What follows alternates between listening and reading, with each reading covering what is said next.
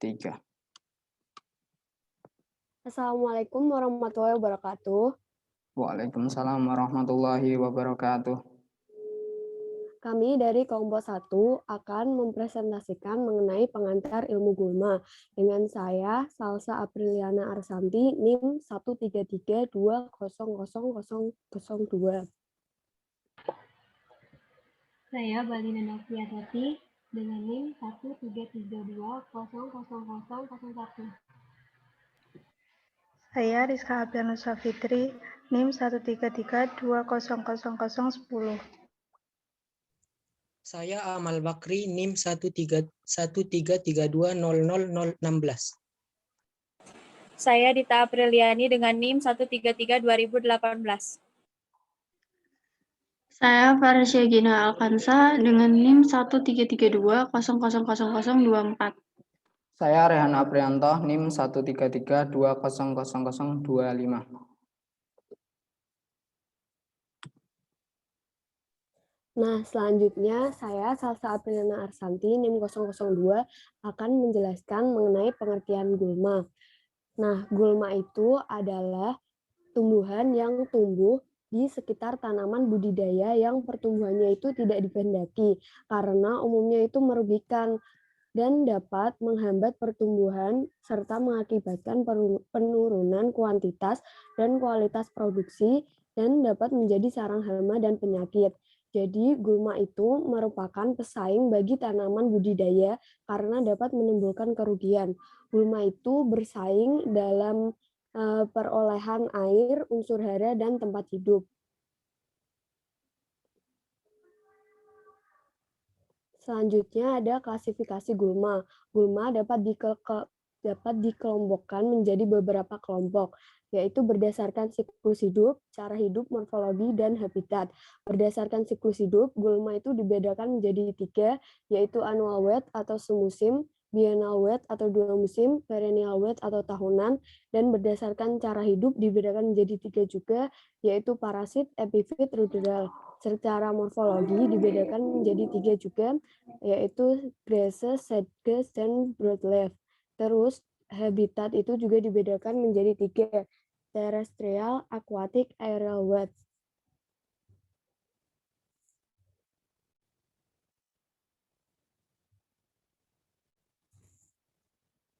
Selanjutnya ada klasifikasi berdasarkan siklus hidup, khusus dari annual wet atau semusim.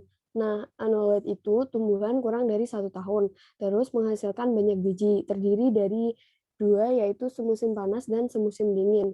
Hanya berbeda pada saat musimnya itu berkecambah, tumbuh, dan menghasilkan biji serta mati.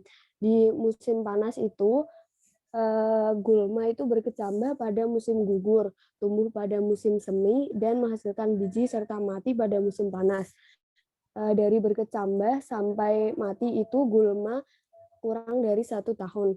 Pada umumnya gulma itu yang semusim itu mudah dikendalikan, tetapi pertumbuhannya itu sangat cepat karena produksi biji itu sangat banyak.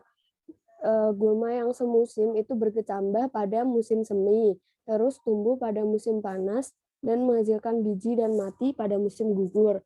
Contoh dari gulma annual wet atau semusim itu Amaranthus sp, Digeritaria sp, Alunensia indica. Next.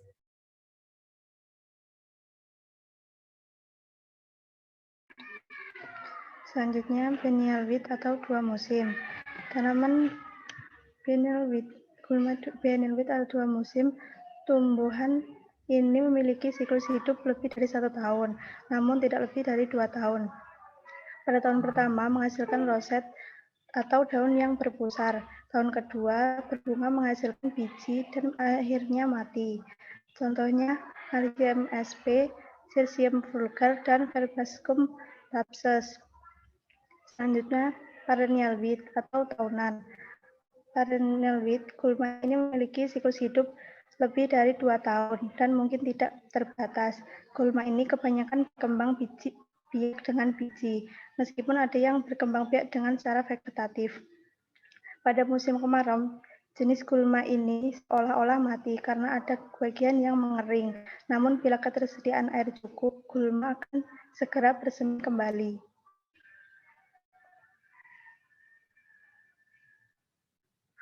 Perennial wheat atau tahunan dibagi menjadi 3. Yang pertama sederhana, berumbi lapis, dan merambat. Yang sederhana, tanaman bereproduksi dengan biji saja. Sedangkan yang berumbi lapis, tanaman bereproduksi umbi lapis, umbi kecil, dan berbiji. Dan sedangkan yang merambat, menyebar dengan stolon, rimpang, dan biji.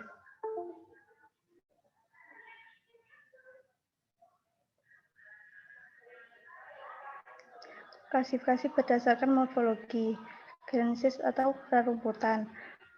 Tanaman termasuk monokotyledon, daun kecil dan tegak lurus, berakar serabut, titik tumbuh di bawah tanaman.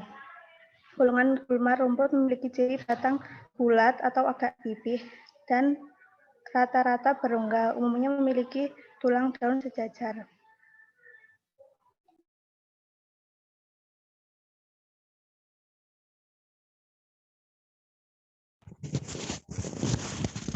Selanjutnya gulma broadleaf atau gulma berdaun lebar.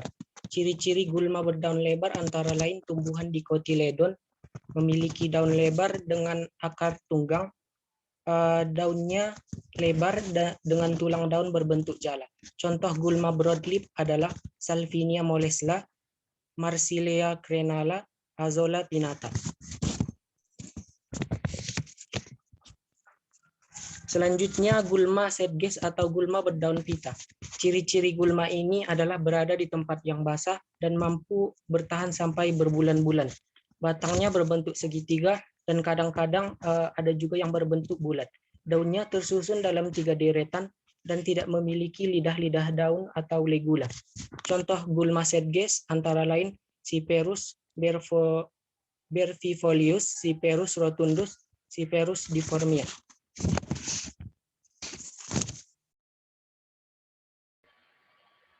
Selanjutnya adalah klasifikasi berdasarkan habitat. Yang pertama adalah gulma air. Gulma air adalah seluruh hidupnya di air, baik mengapung maupun tumbuhan. Contohnya, Monocoria vaginalis Grace dan Giusti winifolia var.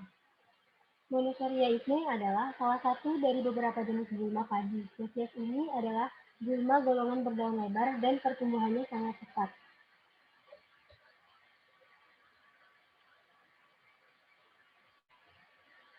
Yang kedua adalah gulma darat. Gulma darat adalah gulma yang tumbuh pada habitat tanah atau darat dan tumbuh di lahan yang kering. Contohnya Cyperus rotundus L atau disebut dengan rumput kecil. Nah, gulma ini biasanya sangat sulit untuk dikendalikan.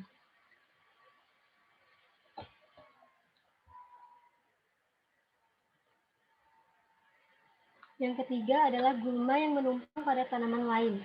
Nah, golongan gulma ini adalah epifit dan hemiparasit. Contohnya Loranthus sp dan Hymenopsis sp.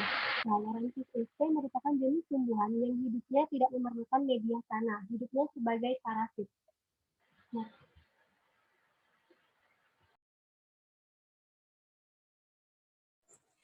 Yang selanjutnya ada klasifikasi berdasarkan cara hidup.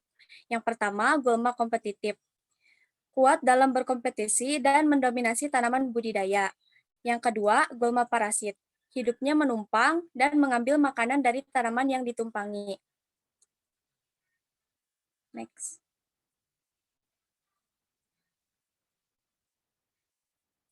Yang selanjutnya ada gulma epifit. Hidupnya menumpang dan tidak mengambil makanan dari inangnya. Dan yang terakhir ada gulma ruderal. Tumbuh di tempat yang tidak digunakan dan kehadirannya tidak dipedulikan oleh manusia. Next.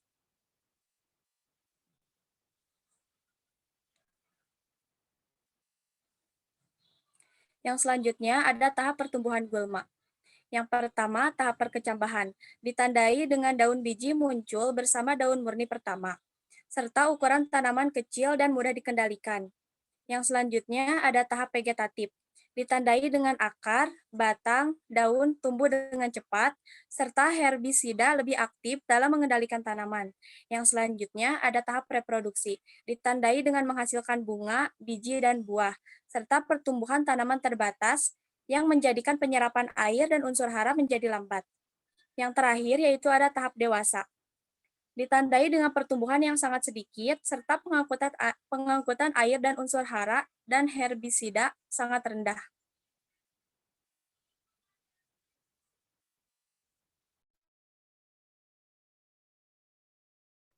Kemudian penyebaran gulma, yaitu cara penyebaran melalui gulma, bagian-bagian gulma itu sendiri, yaitu melalui biji, spora, rizoma, bulbi, batang, maupun akar. Kemudian penyebarannya dapat melalui makhluk hidup lainnya seperti manusia dan binatang, dan benda mati di alam seperti angin dan air. Contoh dari penyebaran melalui manusia yaitu menempel pada kendaraan atau pada kayu dan akibat aktivitas manusia lainnya.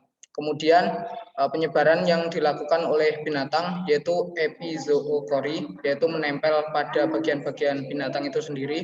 Kemudian endozookori, yaitu melalui feses binatang. Kemudian penyebaran melalui benda mati seperti angin, yaitu biji gulma yang memiliki massa ringan yang bersayap yang terbawa oleh angin. Kemudian melalui air, yaitu misalnya terbawa oleh aliran sungai.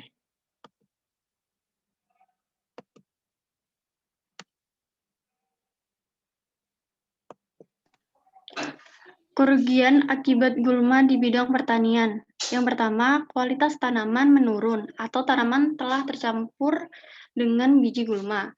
Yang kedua, kuantitas tanaman menurun atau kalah bersaing dengan gulma. Yang ketiga, mempersulit praktek pertanian. Yang keempat, mengurangi efisiensi sistem irigasi. Misalnya, gulma air, yaitu eceng gondok yang menghambat saluran irigasi. Yang kelima, menjadi perantara atau tanaman inang bagi hama atau penyakit tertentu yang dapat menyerang tanaman utama.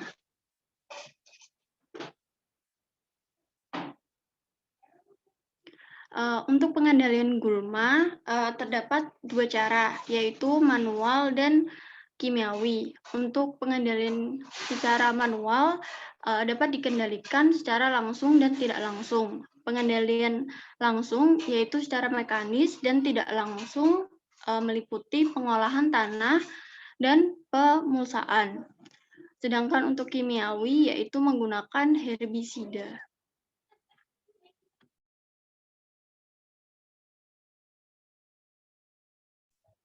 Sekian presentasi dari kelompok kami. Apabila ada kesalahan, kami mohon maaf. Wassalamualaikum warahmatullahi wabarakatuh.